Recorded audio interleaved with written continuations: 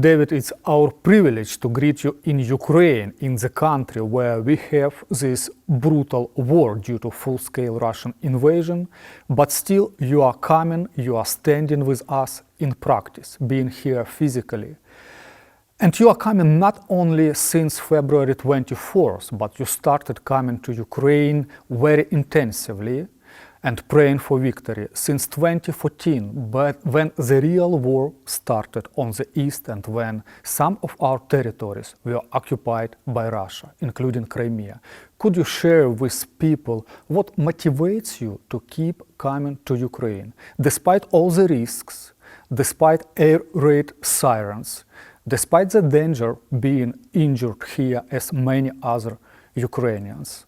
You could stay in Britain, live in comfort, and support us online from a long distance, as many do, but now you are standing here with us very physically. Well, there are many reasons why I come here. Partly because my connection with the Ukraine goes back almost 60 years, because, as you know, in my years of Bible smuggling, and I worked in the former Soviet Union for more than 60 years, and for much of that time, of course, I was Bible smuggling and working with the underground church. So even in those days, it was not easy, not the same risks we have now, but there were risks. And of course, it did end in my being arrested, and I was arrested by a Ukrainian from Uzhgorod. Uzhgorod was one of the easiest routes for us to bring Bibles into Ukraine, and from the Ukraine, you in Ukraine used to distribute them for me, in actual fact, all that time ago.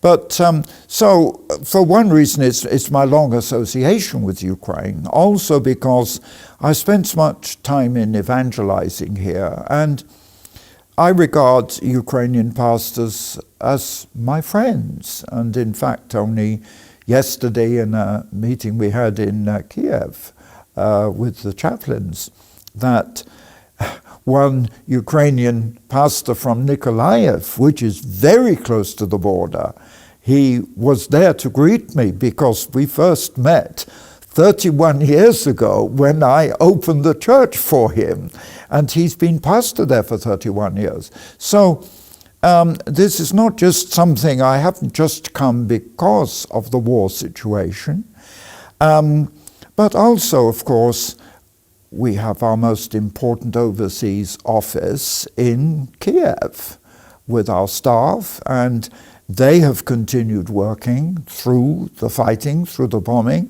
And my argument is, I don't ask my staff to do something I'm not prepared to do myself.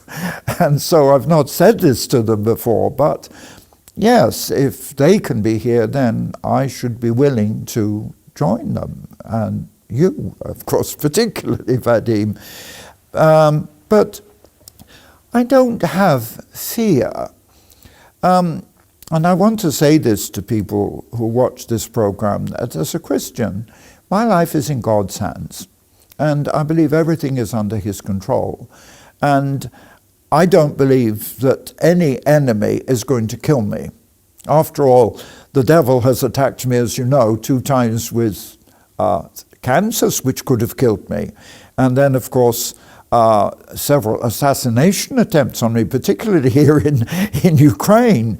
But this doesn't make me afraid. I just have the confidence. And despite attacks against me, I love Ukraine and I love Ukrainian people. And as long as I have breath in my body, I will always come to the Ukraine. And particularly now, because more than at any time, Ukraine needs help and support.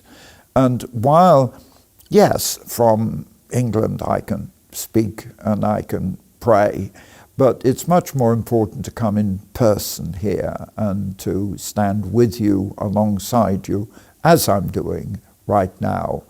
So there are many reasons why I come, but I love Ukraine, and I'll always be coming, I hope.